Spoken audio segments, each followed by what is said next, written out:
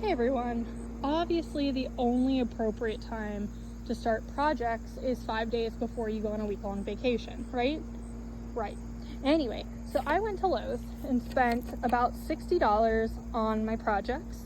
And the first one I focus on today is this pond. Now, this technically is not a pond, it is a pond piece.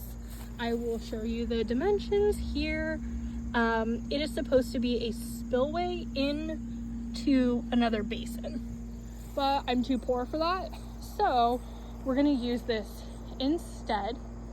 And then I also bought this butterfly bush on clearance. Now I know they are invasive in some western states like California. I don't believe it's invasive here in PA, but the idea is to make this area more pollinator friendly. Also, the idea of putting the pond back here versus up front is so that larger animals that might drink from it are away from the road. That's the idea anyway. So I have the general area of where I want to put this pond, and now it is time for the hard work of digging and hoping that when they poured this driveway, they didn't pour too far out. Only one way to find out. Okay, so first I did a very rough outline of just the top layer, and I moved the lining away. That way I can be a little bit more reckless and not worry about accidentally ripping the liner that I spent a lot of money on. I can always backfill with soil what I buried up and put it back if needed. I can't repair a hole in that. Also, please keep in mind, I am not a professional. I'm just a girly with a shovel. So now it is time to dig down in this general shape. Okay, just realigned it. We're gonna be going this way now. And we're about 2 inches down, so 5 more to go. I also wish this was as exciting as that lady who dug a tunnel under her house. Not so much, but let's see. Putting this in here. Hey, that's not too bad. Not too shabby.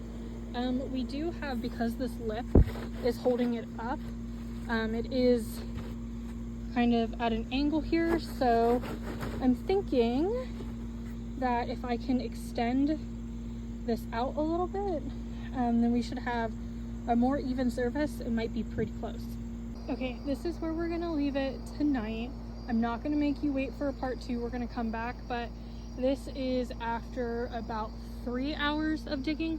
So that side is square. It is now this side that I have to fix up. So be right back. It's so funny how a different perspective will change things, because last night I was like, man, I am so close. That is even. Even where? Okay, now that I've successfully scared my neighbors on why I was digging a 2-foot hole, it's done. The pond is in. So 2 things left to do. One is to backfill. So all these cracks, I'm gonna take our soil and fill it so that it is solid. And then we're gonna get some water in here. Now, right now, I have no plans for animal, like fish in here. It's just gonna be a water source for now. Eventually we might upgrade, but that's why I'm not super worried about the sticker still being there. And we're done. So I do have a solar pump that I'm gonna put in here that just floats on top and circulates water, so it's not stagnant. But I am gonna wait about an hour to see if any of this dirt settles, or if I need to rinse it and refill it with water. But yeah, so that went as well as some of you probably expected. So pro tip, wash the rocks first. So that's what I'm gonna do now. I'm gonna get most of that sediment off and then re-put back in, refill with water. And we're done. We have a pond. So the solar light, it's not very sunny right now. This is in partial shade.